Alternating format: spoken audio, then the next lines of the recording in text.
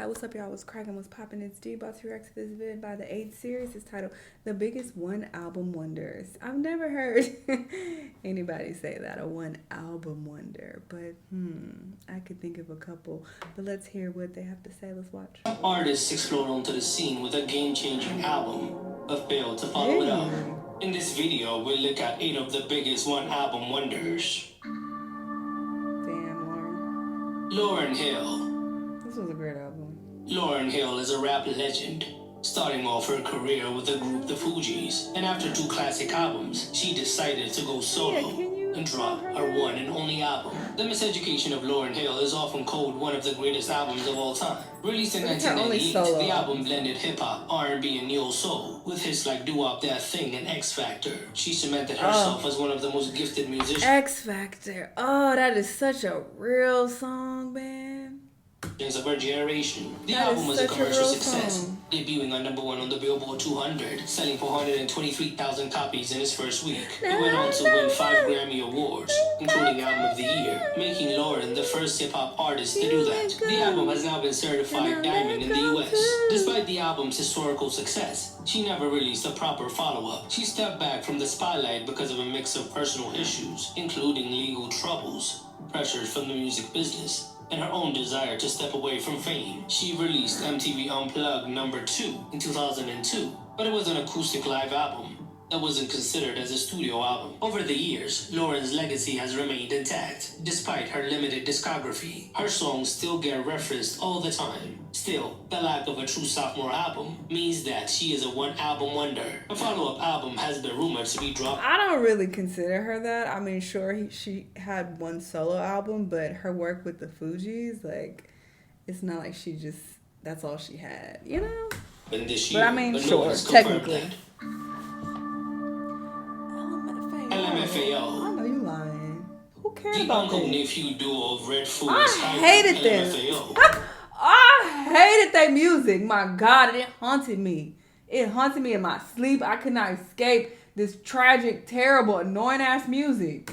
Dominated the early 2010s with their party anthems. I'm in Miami, bitch. Like, get out of here. Sexy and I know it. Their second album, Sorry for Party Rocking, was a cultural phenomenon, turning the duo into global superstars. The album peaked at #5 on the Billboard 200, and Party Rock Anthem became one of the biggest songs of the decade, spending 6 weeks on #1 on the Hot 100. Despite their huge success, LMFAO was never built for longevity. Their image, music, and brand were entirely tied to the party scene, and it quickly became clear that their act had a short shelf life. After Sorry for Party Rockin', the duo announced a hiatus in 2012. Red Foo attempted to launch a solo career with little success, while Sky Blue pursued his own projects, but never regained mainstream success. One of the biggest reasons for LMFAO's disappearance was that their music, while fun in the moment, lacked depth and staying power, and disputes between the duo didn't help either. The electronic dance pop explosion of the early 2010s faded, and LMFAO's brand of fist-pumping anthems quickly felt dated. Despite their short run, LMFAO's impact is undeniable, and Sorry for Party Rocking is the only album you probably know by them. However, they disappeared after that, making them one of the biggest one-album wonders of all time. They had an album, Cardi B. Cardi B made history with her debut album, Invasion of Privacy, released in April 2018. The album was a phenomenon, debuting on #1 on the Billboard 200, with 255,000 units sold in its first week. It spawned multiple hit singles, including the Diamond-certified singles Bodak Yellow and I Like It. The project was critically acclaimed as well, earning her a Grammy Award for Best Rap Album, making her the first solo female rapper to win in that category. The album had a huge impact, cementing Cardi as a dominant force in hip-hop. However, despite the continued promise of a follow-up, Cardi never managed to deliver a second album. Instead, she has been releasing single after single, even scoring #1 hits like WAP with Megan Thee Stallion and Up. But the momentum of her debut began to slow down. The long wait for her sophomore album has been a topic on social media, and fans started questioning whether Cardi was more focused on endorsements and her messy personal life than making music. While she remains a big personality in entertainment, Invasion of Privacy is still her only album. With 7 years and counting since her debut, the window for Cardi to prove herself as more than just a one-album wonder is closing. If a second album ever comes out, it will have to live up to the massive legacy of Invasion of Privacy. Nigga, eat this ass like a plum. Cassie. Pussy tight like a nut. Cassie Ventura seemed destined for stardom in 2006 when she released her self-titled debut album, Cassie. The project was preceded by the massive success of Me and You, which reached number 3 on the Billboard Hot 100 and became one of the biggest R&B hits of the mid-2000s. The song was ahead of its time, influencing the alt R&B sound that would become popular years later. The album itself debuted at number 4 on the Billboard 200, selling 100,000 copies in its first week, which was respectable for a newcomer in the pre-streaming era. However, despite the strong start, Cassie's music career quickly stalled. A series of underwhelming follow-up singles and delays made sure that we wouldn't get that sophomore album. Industry politics and her relationship with Diddy, who controlled every facet of her life, were the reasons for that. She continued to release singles and features here and there, but nothing came close to the impact of her debut. Eventually, new music releases dried up, with her focusing on modeling, acting, and her personal life. Her music career never really took off, and unfortunately, she is still a one-album wonder. Damn, Fetty. Fetty Wap. He has some bops.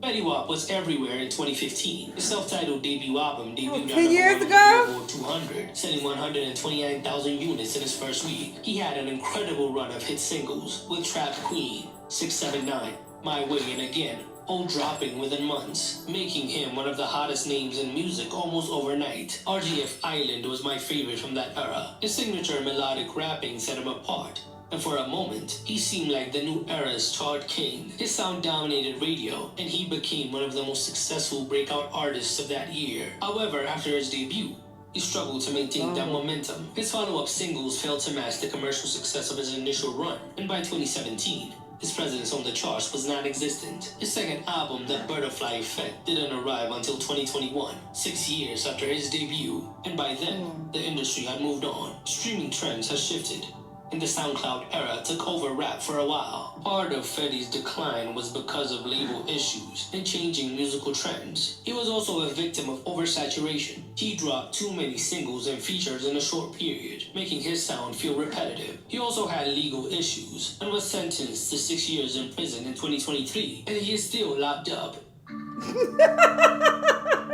Iggy Azalea. Still locked up. In 2014, Iggy This Azalea album was one of the was most good. polarizing People liked artists it. in pop and hip-hop. Her debut album, The New Classic, peaked at number 3 on the Billboard 200. Fancy. Oh, I wanted to fight every time I heard this song. I hated it. Hit Fancy featuring Charlie XCX. The song was inescapable. Oh, Charlie XCX, bitch, you been making music since back then? How old is she?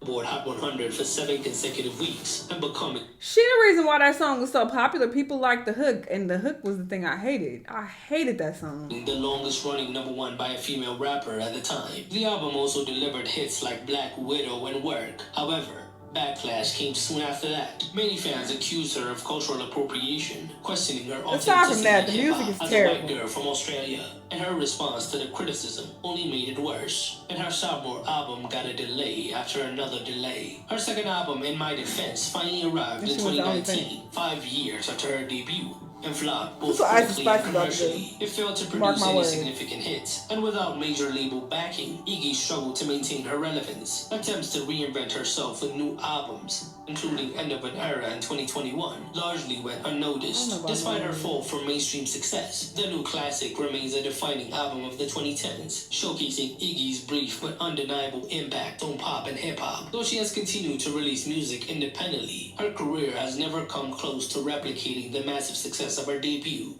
Damn, Rody Rich.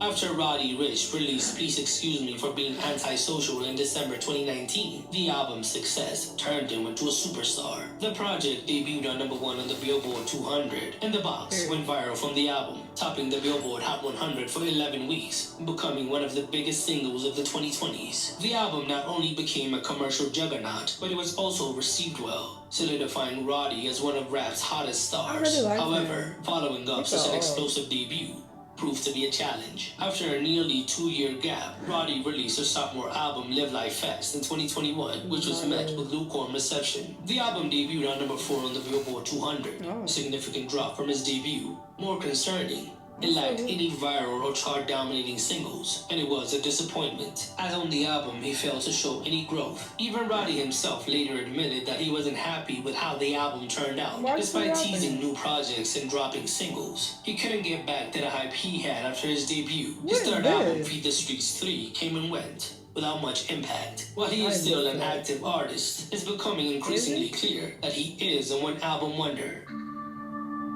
Who? Wait. Fun.